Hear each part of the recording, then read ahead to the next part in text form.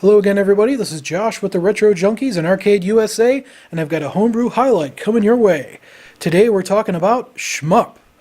It's a Team Pixelboy game, part of the Budget series. I ordered this one back in 2016, and yeah, I know it's taken me a while, but give me a break, I moved. We've got the Pixelboy logo, and of course the ColecoVision Super Game Module required. So this is an MSX game, so you need that extra memory and the better sound chip in order to play it on the ColecoVision. So it was required for it to be ported. And on the back, we have a little synopsis of the story, and a couple of screenshots, and another reminder that you have to have the Super Game Module before you can play it. Once again, alien forces threaten the Earth. Now it's time for you to repel the attack and save the planet by launching a surprise attack of your own into the alien trenches where the boss ships are stationed while they get ready for the final invasion. You control a pair of space fighters that work in tandem. Collect enough fusion capsules left behind by the defeated drones, and your two ships will merge into a super fighter. Can you destroy the bulk of the enemy forces before they launch their attack? So let's take a look inside. And as you can see, it's a full color manual. It's only a couple pages, it's pretty short, but it covers the basics. And it has a unlimited warranty. Awesome. A little more interesting here, we have using the controller. So this explains how the controls work. During the game, guide both ships together with the joystick. Make them fire their lasers with the left trigger button, hold down for continuous laser fire, and switch between horizontal and vertical formation with the right trigger button. Pressing the right trigger button has no effect while the ships are fused together. How to play. Your main objective is to destroy the boss ships located deep inside the trenches of the enemy territory.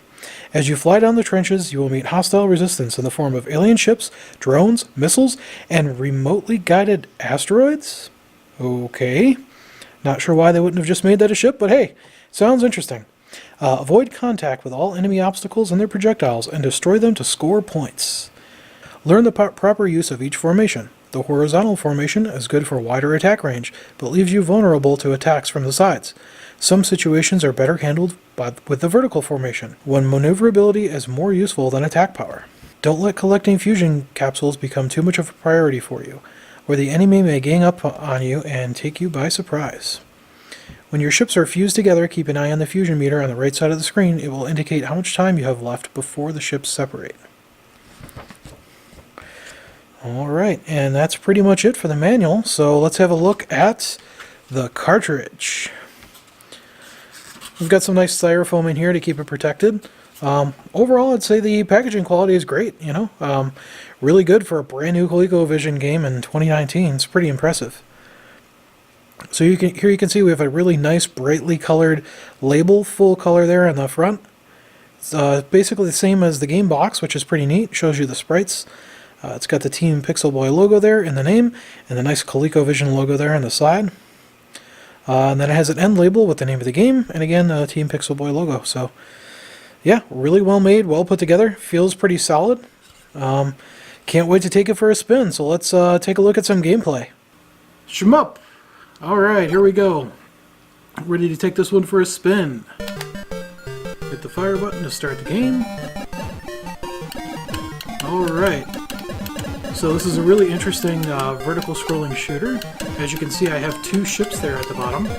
You actually have two spaceships that work together. You can change formation by hitting the other button, which I think is the right button. You have your right and left fire buttons in the ColecoVision controller. So one of them will make you shoot, and the other one will make you change formation.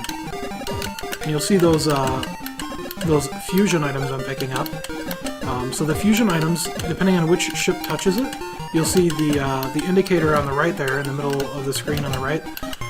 It says fusion, and it shows a left and right hand side. And you'll see the little arrows will fill up depending on which ship picks it up. And once they fill up, you go into fusion mode, and the two ships turn into one big ship, which is much more powerful. It shoots a lot faster, and it's really, really fun. So here I'm going to get my yellow ship. You can see that little pip there filled in. So I just need one more on my right ship, which I'm about to get, and you'll see the transformation! And it is awesome. I can shoot so much faster. I feel like I move faster. I don't know if that's true, but your weapons are so much more powerful. It's really awesome. It is limited in time, so you only have so much time where you could be in fusion mode. with the two ships together. And as you can see, pretty much everything dies in one hit in this mode. It's really, really awesome. One thing to consider is that because it's timed, it's kind of... you want to be strategic about when you actually pick up that last fusion item and transform, because if you time it right, you could do it right near the end of the level for the boss, and it'll make the boss a lot easier to kill, which is definitely helpful. But here we go. Looks like I timed it right. And you can see that was really quick. Had I not been in fusion mode, it would have taken a lot longer, and I probably would have died a couple times. So after you defeat the boss, you actually have to turn around and come back the way that you came, which is a really interesting gameplay mechanic. But you can see these items that would normally be falling from the top or falling from the bottom, and it kind of messes with you. So it's quite an adjustment after you beat the boss, and it's a really interesting mechanic. And there we go. Now we're going to be turning back around and going to stage 2, and then you fly up towards the top of the screen again. So whenever you get hit, you'll see the other ship, whichever ship got hit, will just kind of appear on the side of the screen there, and it'll wait there for you to pick it up.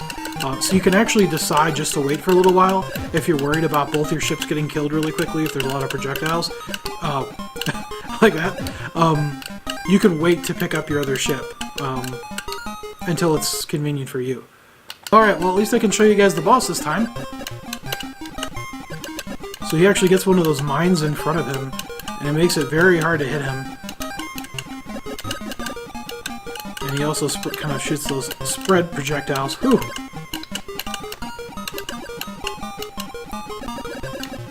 It's really hard to get hits on him.